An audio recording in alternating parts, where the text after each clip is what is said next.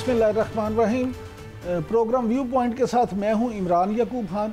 नाज़रीन, आज भी कल की तरह मुल्क में सारा दिन आइनी तरमीम को लेके काफ़ी ना सिर्फ बहस होती रही बल्कि बहुत सारी पहले वो कमेटी का इजलास हुआ, फिर बहुत सारे उस पर मुख्तलिफ़ जमातों की तरफ से रिएक्शन आए। PTI ने तो बहरहाल इसको जो है बिल्कुल कबूल करने से इनकार कर दिया। PTI का कहना है, अली ज़फ़र साहब फरमा रहे थे कि ये हुकूमत वाले और उनके इत्तेहादी डमी कोर्ट्स बनाना चाहते हैं और हम इन आइनी तरमीम को बिल्कुल भी नहीं मानते।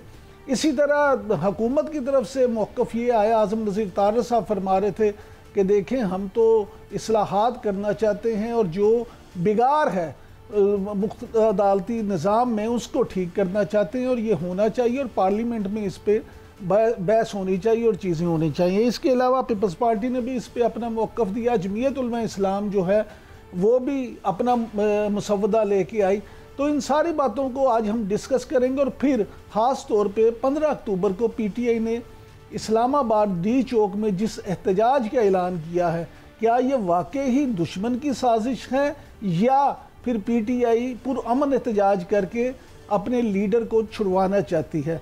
इसके अलावा आखिर में हम बात करेंगे कि पाकिस्तान में अब जान बचाने वाली अद्वियात जो हैं उनको भी खुद हुकूमत की तरफ से गैर मियारी करार दे दिया गया है। तो कौन इसका ज़िम्मेदार है? ये गैर मियारी अद्वियात मार्केट में किस तरह से दस्तयाब थी? इन सब बातों पे हम डिस्कस करेंगे। सबसे पहले हमारे साथ मौजूद हैं सीनियर कानूनदान और सियासतदान जनाब फवाद चौधरी साहब। Thank you very much Chaudhry साहब, आपने हमें टाइम दिया। तो सबसे पहले तो मैं आपसे यही जानना चाहूँगा कि ये जो आइनी तरमीम लाई जा रही हैं ये वाकई ही कानूनी पेचीदगियाँ दूर करने के लिए, आइनी इस्लाहात करने के लिए हैं या वाकई ही आप भी इसको यही समझते हैं कि ज़ाती मफाद के लिए? अच्छा, पहली बात तो ये है इमरान साहब के इस तरमीम का कोई ताल्लुक ही नहीं है कोई आम आदमी को फ़ायदा देने से मुतल्लिक या कोई जुडिशल इस्लाहात लाने से मुतल्लिक। इस तरमीम का वाहिद मकसद ये है कि सुप्रीम कोर्ट को रिप्लेस कर दिया जाए अपने मर्जी के डमी जजेस से, और सारे की सारी जो एफर्ट है वो यही हो रही है। अब उसमें क्या हो रहा है, ये कह रहे हैं कि जी सुप्रीम कोर्ट को तो हम ख़त्म कर देंगे, चीफ जस्टिस पाकिस्तान का ओहदा ख़त्म कर देंगे और एक और 7 रुकनी अदालत बनाएंगे जिसके जज जो हैं वो प्राइम मिनिस्टर और एक चीफ जस्टिस को वो अपॉइंट करेगा और फिर चीफ जस्टिस और वज़ीर-ए-आज़म मिल के बाकी लोग लगा देंगे। ये एक बदतरीन एफर्ट है पाकिस्तान में अदलिया को ख़त्म करने की, और इसके नतीजे में पाकिस्तान के अंदर एक बहुत बड़ा बहरान पैदा हो गया। फिर आप देखें कि फॉर्म 47 की पार्लियामान भी उसमें 2/3 मेजॉरिटी नहीं थी। उसके बाद लोगों को दिन दिहाड़े अगवा किया जा रहा है, उनकी बीवी बच्चों को अगवा किया जा रहा है, उनकी प्रॉपर्टीज तबाह बर्बाद करके ज़बरदस्ती कहा जा रहा है कि आप आइनी तरमीम के ऊपर वोट दें। यानी बिल्कुल ही तमाशा लग रहा है एक पाकिस्तान इस वक्त जिसमें ना कोई सर है ना पैर है। लेकिन बाकी सुप्रीम कोर्ट के जजेस की जो खामोशी है असल तो वो है, और मैं समझता हूँ ये बहुत ही अफसोसनाक है जिस तरीके से ये सारा प्रोसेस हो रहा है और जिस तरीके से पाकिस्तान में अदलिया को का गला घोंटा जा रहा है, और उसके ऊपर जो सीनियर जजेस हैं चाहे वो हाई कोर्ट्स के हों चाहे सुप्रीम कोर्ट के हों वो खामोश है। लेकिन चौधरी साहब ये फरमाइएगा कि अमेरिका में सदर जो है वो जज मुकर्रर करता है, साथ हमसाया मुल्क भारत में पार्लियामान करती है, आप खुद जमहूरियत के दायरे हैं, तो अगर यहाँ भी पार्लियामान को ये इख्तियार दे दिया जाए तो क्या आप समझते हैं पार्लियामान मेरिट पे काम नहीं करेगी? पार्लियामानी कमेटी उसमें सही बंदों को नहीं चुनेगी? नहीं, अच्छा हुआ ये था कि जो 18वीं आईनी तरमीम थी उसके अंदर एक बैलेंस्ड कमेटीज कमीशन क्रिएट किए गए थे जिसमें एक अदालती मामला जो था अपॉइंटमेंट का, उसको पार्लियामान के जरिए जो है उसके ऊपर एक चेक जो है वो लाया गया, तो एक बैलेंस किया गया था। उस वक्त इफ्तिखार चौधरी ने यूसुफुल्लाह गिलानी साहब और आसिफ ज़रदारी को ब्लैकमेल करके उसको खत्म करवाया और उसमें आईनी तरमीम लेके आए। अच्छा, अब ये जो मिसालें आप दे रहे हैं, भारत में तो एक इंडिपेंडेंट कमीशन है जो जजेस अपॉइंट करता है, पार्लियामेंट का भी उसके अंदर वही तरीका है जो तकरीबन 18वीं तरमीम में किया जाएगा।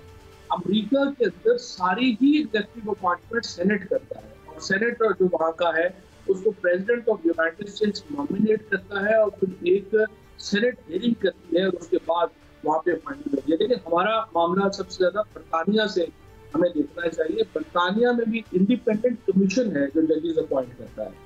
ये तो दुनिया में है ही कहीं नहीं कि वज़ीर आज़म अपनी मर्जी से जिसको चाहेगा वो उठा के जज लगा देगा, वो तो अपने चमचे कड़छे लगाएगा। और इस वक्त यही इशू है कि पीपल्स पार्टी और नून लीग चाहते हैं कि उनके अपने जो कारकुन है जिन्होंने लॉट किया हुआ है उनको भारतीय कॉन्स्टिट्यूशन कोर्ट में और अल्लाह फैसला। पाकिस्तान तो बड़ा पोलराइज मुल्क है, यहाँ पे कैसे इस तरह की अपॉइंटमेंट हो सकती है? सीधा सीधा मतलब है कि इंतजामिया चाहती है कि उनके मर्जी के उनके मुलाजम, जैसे कि इन्होंने FIA का हाल किया है, जो पुलिस का हाल किया है, जो आज लाहौर पुलिस का हाल है या इस्लामाबाद पुलिस का हाल है, ऐसे ही जुडिशरी में करना चाहते हैं।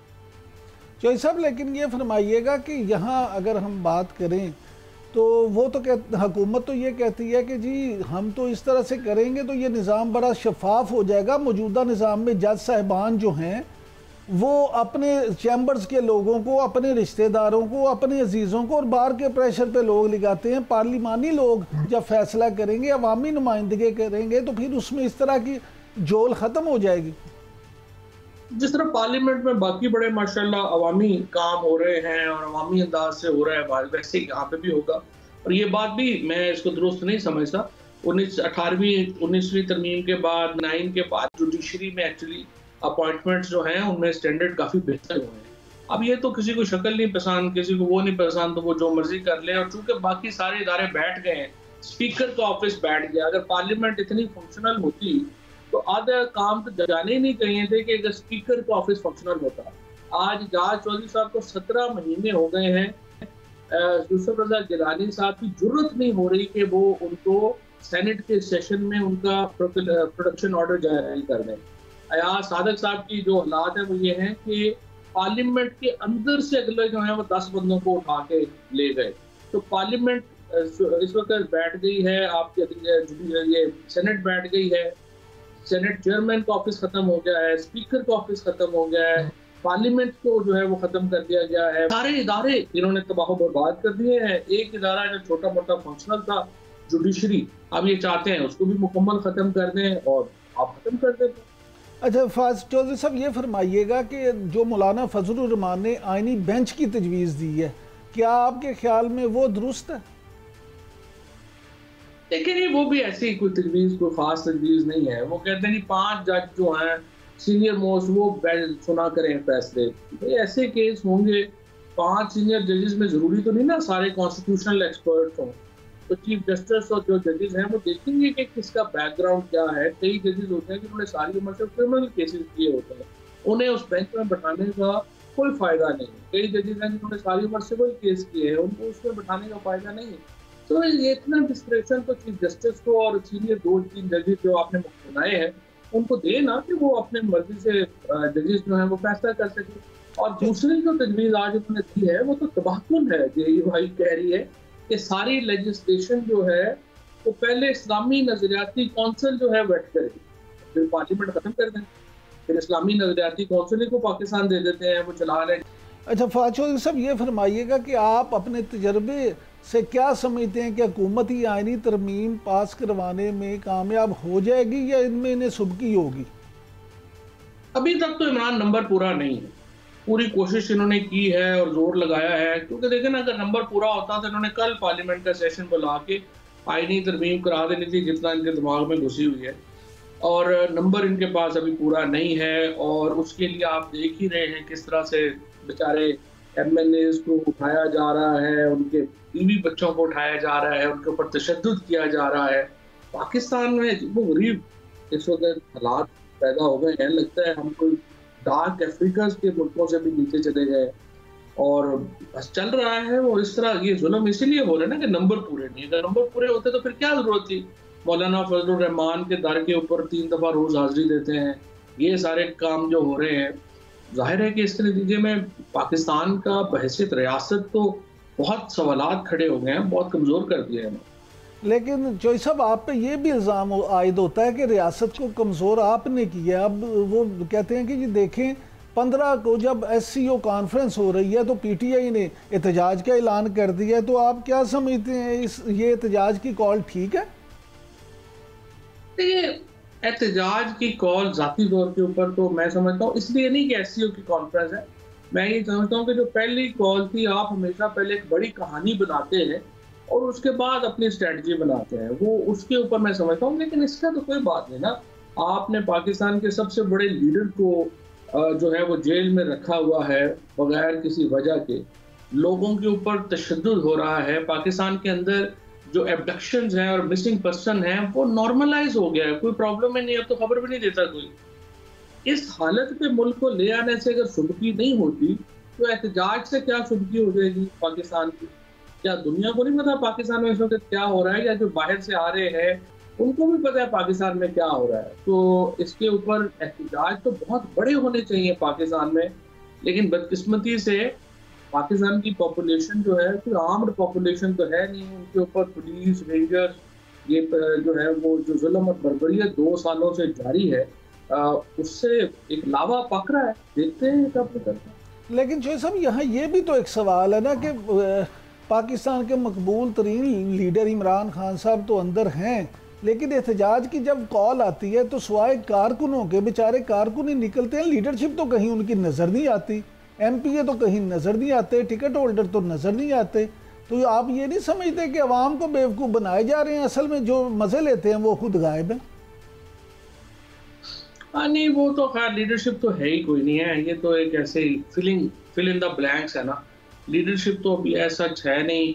उसकी वजह से ज़ाहिर है तहरीक इंसाफ की जो एक सियासत है उसको एक नुकसान पहुंच रहा है, और इमरान खान को उसका नुकसान पहुंच रहा है। 14 महीने से इतनी बड़ी पॉपुलैरिटी के बावजूद इमरान खान अगर जेल में है तो उसकी बड़ी वजह तो लीडरशिप की नाकामी ही है।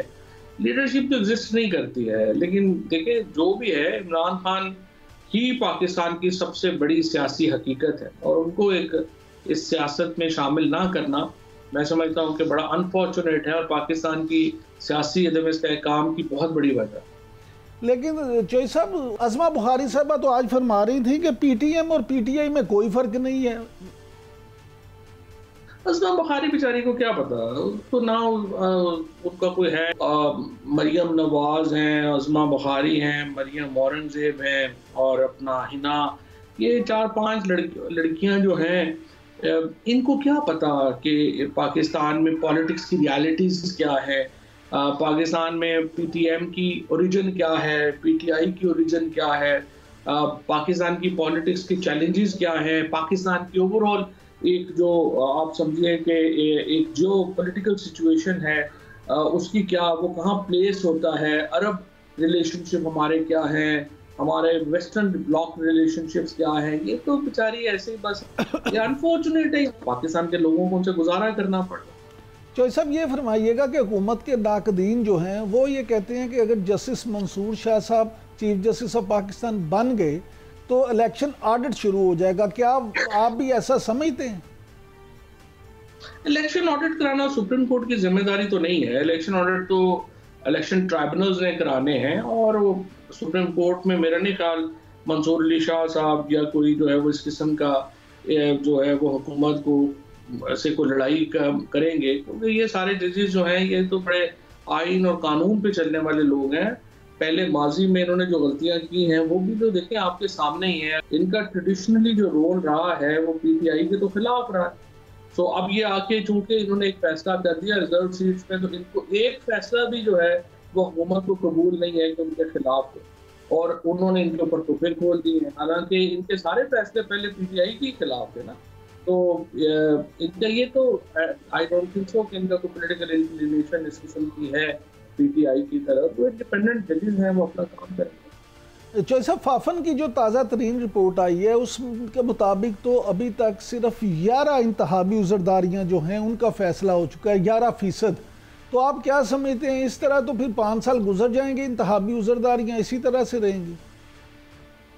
वो तो जाहिर है, अब जब भी पाकिस्तान में हालात बदलेंगे और एक डिटेल्ड इंक्वायरी होगी मामलात की, उसमें सिकंदर सुल्तान राजा इन सब की एक्सपोज होके आपके सामने जो है वो मुकम्मल, वैसे तो एक्सपोज ही है लेकिन उनके ऊपर जो कार्रवाई होनी है वो आपके सामने आएगी।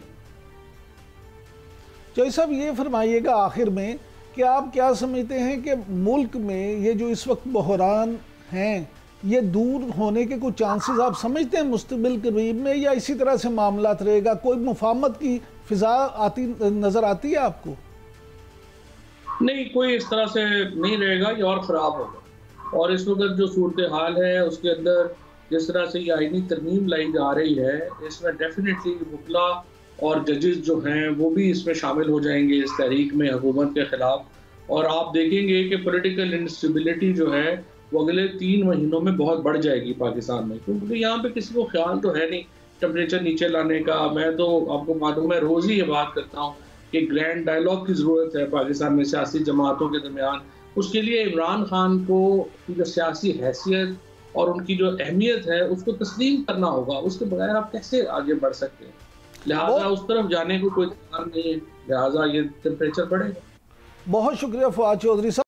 नाज़िर चौधरी साहब को आपने सुना, उनके मुताबिक जब तक इमरान खान की सियासी हैसियत को तस्लीम नहीं किया जाता और ग्रैंड डायलॉग नहीं किया जाता, उस वक्त तक मुल्क में जारी बहरानों का खात्मा नहीं हो सकता।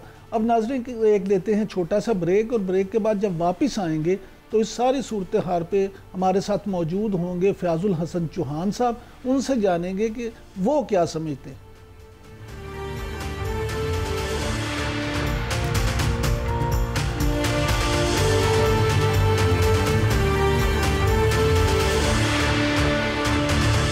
वेलकम बैक नाजरीन। जैसा कि ब्रेक पे जाने से पहले आपको मैंने बताया था कि जब वापस आएंगे तो हमारे साथ मौजूद होंगे फ़याज़ुल हसन चौहान साहब।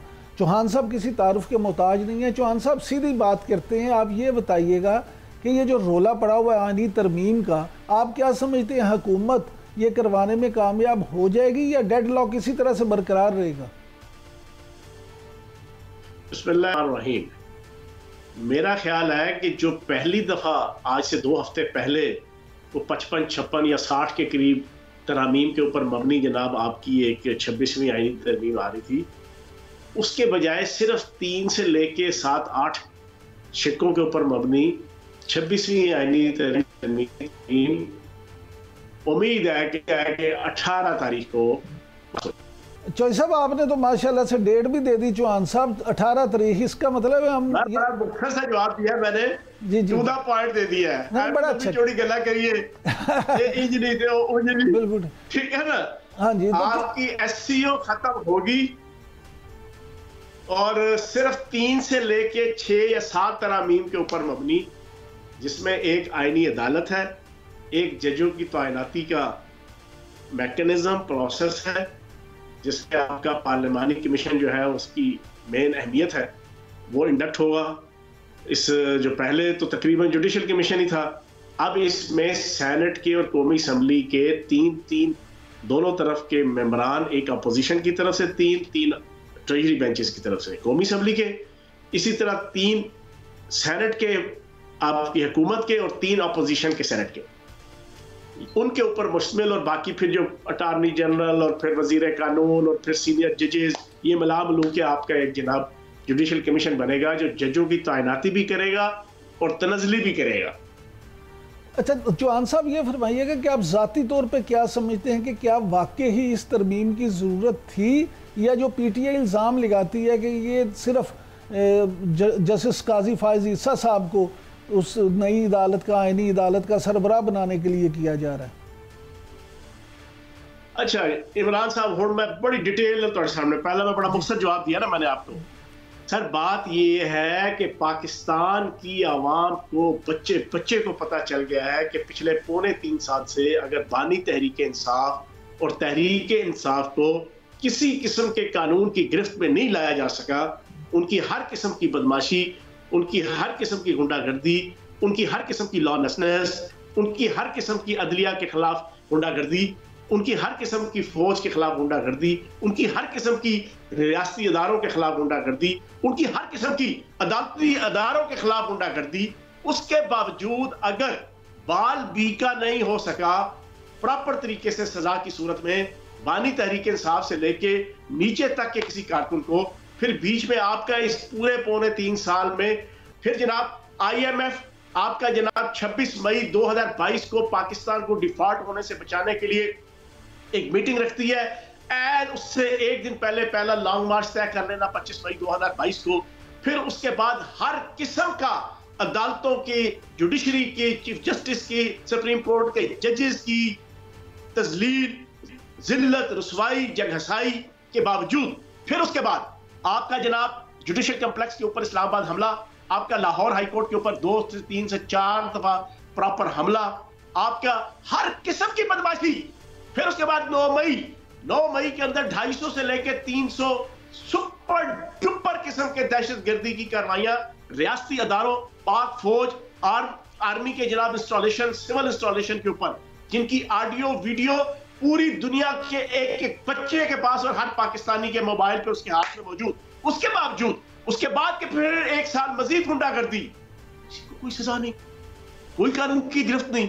उधर वो बरतानिया के अंदर 10 के पहले हफ्ते में 3 दिन जनाब फसादात हुए।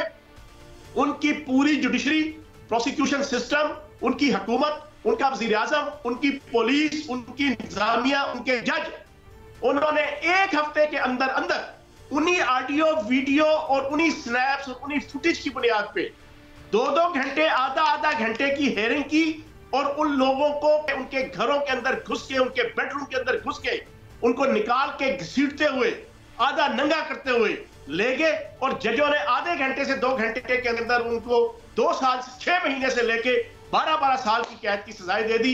आज बरतानिया बिल्कुल सुकून में है। हमारे चौहान साहब नहीं हुआ। एक मिनट बात पूरी कर लूं। ये किसकी वजह से? ये जनरल फैज हमीद का 5 साल का जो कंट्रोल था, उसके बाद कभी ये 6 साल उसका कंट्रोल, उसका पीटीआई के साथ एक पूरा प्री प्लान, जो बच्चे को पता चल चुका है इस वक्त पाकिस्तान में, उसकी जनाब जुडिशरी के अंदर सिविल कोर्ट से लेके सेशन से लेके हाई कोर्ट से लेके सुप्रीम कोर्ट, वहां पे तैनात करदा जजेस, उनके ऊपर उनका कंट्रोल, उनके ऊपर एहसानात, उनकी फाइलें, उनकी वीडियोस, उनकी ऑडियोस, उनकी हर किस्म की इखलाकी, उनकी हर किस्म की मुआशी ब्लैकमेलिंग की बुनियाद पे वो जनरल फैज हमीद नेटवर्क उनको अपनी उंगली पे नचाता रहा। और फिर लोगों ने देखा कि जनाब 5 से लेके 20 केसेस के अंदर जमानतें, बानी तहरीक इंसाफ को एक जमानत के लिए जाते थे, 15 जमानतें लेके आते थे, 2 जमानतें के लिए जाते थे, 20 जमानतें लेके आते थे। और फिर यह भी देखा लोगों ने इस्लामाबाद हाई कोर्ट के अंदर, वो अपने एक केस के लिए गए तो अदालत ने कहा आपकी इसमें भी जमानत, आपकी फला 5, 6, 7, 8, 10 केसेस में भी जमानत। और फिर पुलिस को इंस्ट्रक्ट किया कि आइंदा अगर इन्होंने कोई जुर्म करना भी है उसकी भी जमानत। ओ भाई, ये कौन सा अदालती सिस्टम है? ये कौन सा जुडिशरी सिस्टम है? पाकिस्तान है, रियासत है, आइन है, कानून है, लेकिन चौहान साहब देखें आप, इसलिए बड़ा जरूरी है आईनी तरमीम, चौहान साहब चले आईनी तरमीम तो बड़ी ज़रूरी है, लेकिन पीटीआई ये कहती है कि सजाएं इसलिए नहीं हुई कि इस्तगासा अदालतों में सबूत ही नहीं दे सका। अगर वो ऑडियो वीडियो सारे एविडेंस मौजूद हैं तो अदालतों में उस तरह से वो पेश क्यों नहीं किए गए? इमरान साहब बच्चे के हाथ में है।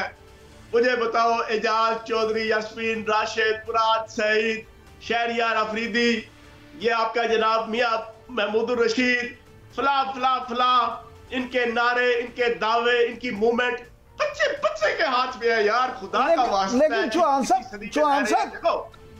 साहब बच्चे के हाथ में उनसे सजा नहीं ना मिल सकती। सजा तो मिलेगी जब अदालत मिल सकती है, लेकिन जब आपकी जुडिशरी को इंस्ट्रक्शन हो और इस पूरे जनरल फैज हमीद नेटवर्क के साथ फिर आलमी स्टैब्लिशमेंट, मुल्क दुश्मन ताकतें और आलमी ताकतों की डीप स्टेट्स भी आपके साथ हो, सोने पे सुहागा जनरल फैज हमीद नेटवर्क, उस तो बाद जनाब पीछे जनाब पूरी आलमी ताकतों का नेटवर्क है जिनका प्लान है कि इस नकद कोके के ऊपर पूरी पाकिस्तानी कौम को social media plus judiciary system के तहत बेवकूफ बनाकर हमने इस पाकिस्तान को डिस्टेबलाइज करना है, हमने इस पाकिस्तान को माशी तौर पे तबाह करना है, फिर हमने इसको सबसे पहले डीन्यूक्लियराइज करना है, डिस्टेबलाइज, डीन्यूक्लियराइज।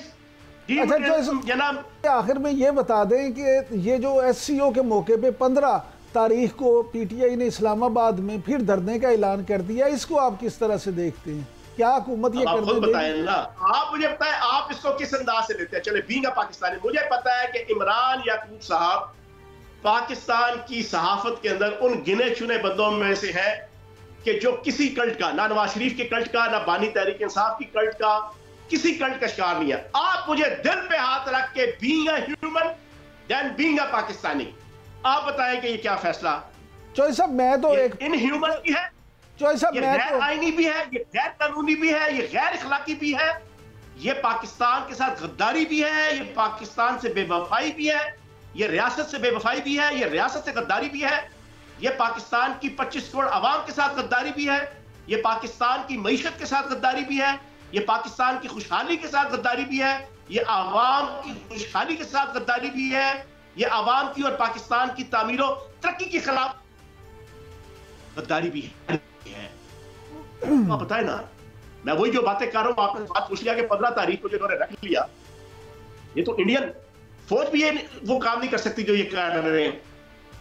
बहुत शुक्रिया चौहान साहब। फयाजुल हसन चौहान के साथ आपने गुफ्तगू सुनी। नाज़रीन, अब वक्त हुआ एक छोटे से ब्रेक का। ब्रेक से जब वापस आएंगे तो ईरान और इसराइल तनाज़ा और फिर अमेरिका और रूस के ताल्लुकात और ईरानी सदर की अपने रूसी हम मनसब से मुलाकात, इस सब पे बात करेंगे। और हमारे साथ होंगे ब्रिगेडियर मसूद अहमद खान साहब।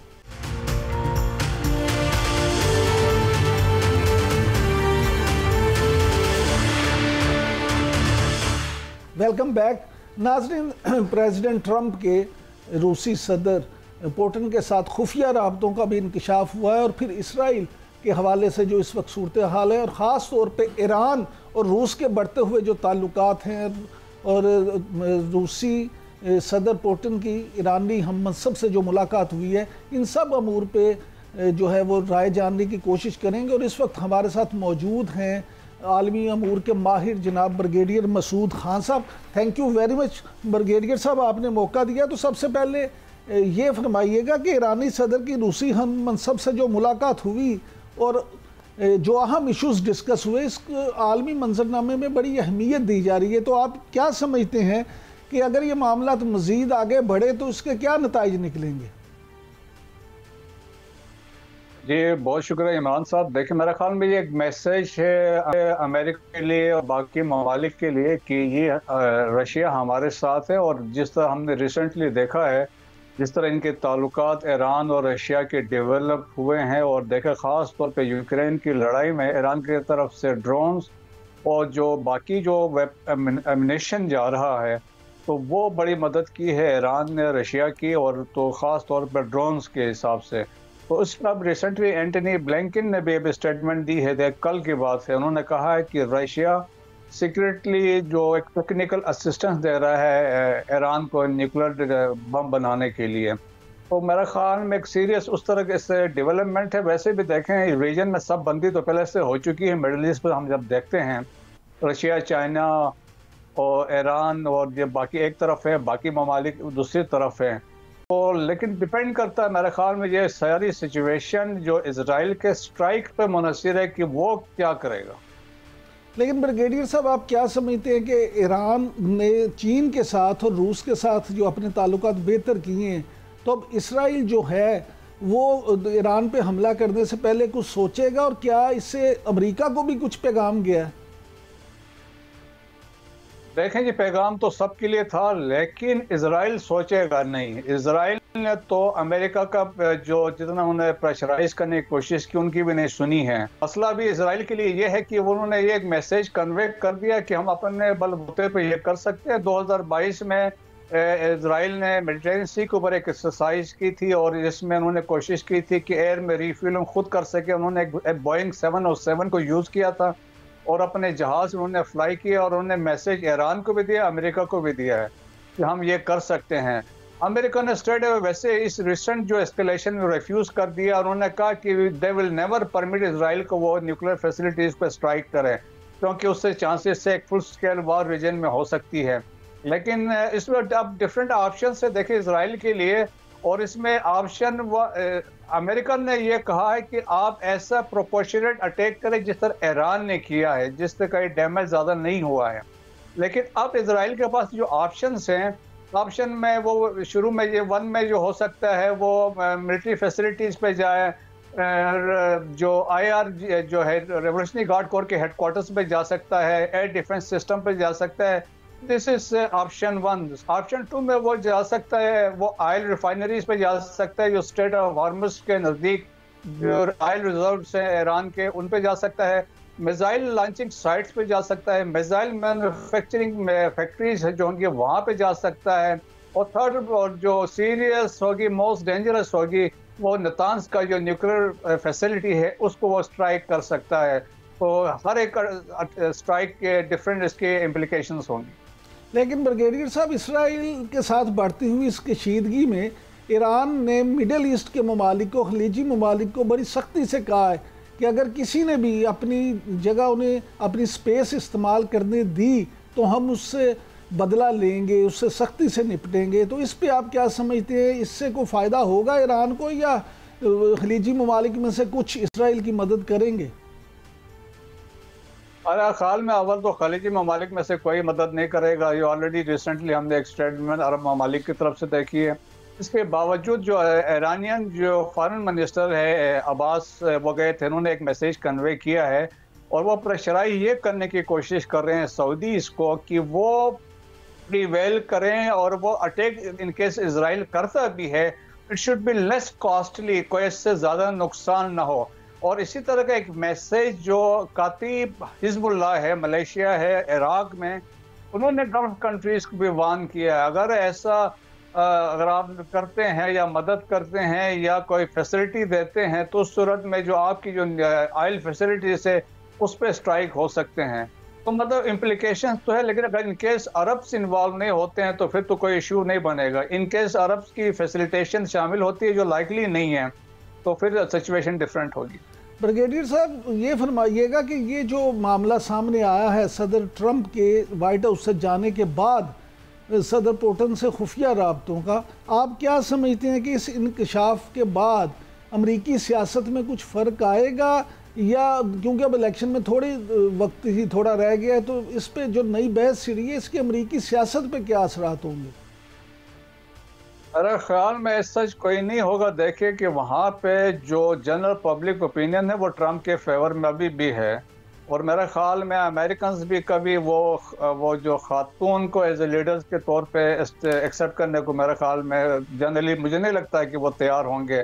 ट्रम्प के वो जिस तरह असैसिनेशन अटेम्प्ट हुई थी उसके बाद उनकी पॉपुलरिटी बढ़ गई है, और ये तो चीज़ें चलती रहेंगी और इस तरह की एलिगेशन और इस तरह की चीज़ें लीक होती रहेंगी, उससे कोई फ़र्क नहीं पड़ेगा। ट्रम्प की जो रिसेंट मैंने एक सर्वे न्यूयॉर्क टाइम्स वगैरह में कहीं पढ़ा था कि उसमें अभी भी ट्रम्प जो है वो लीड कर रहा है इन जो मोस्ट इम्पॉर्टेंट जो स्टेट्स हैं यूनाइटेड स्टेट्स के उसमें। अमरीकी जो हैं इंतखाबात, इसमें पिछली दफ़ा भी रूसी मुदाखलत का इंकशाफ हुआ था, तो क्या आप समझते हैं कि वाकई ही इस तरह की मुदाखलत रूस कर सकता है, और इससे अगर ऐसा बात ये सच है तो फिर ट्रंप को कुछ असर पड़ेगा इससे?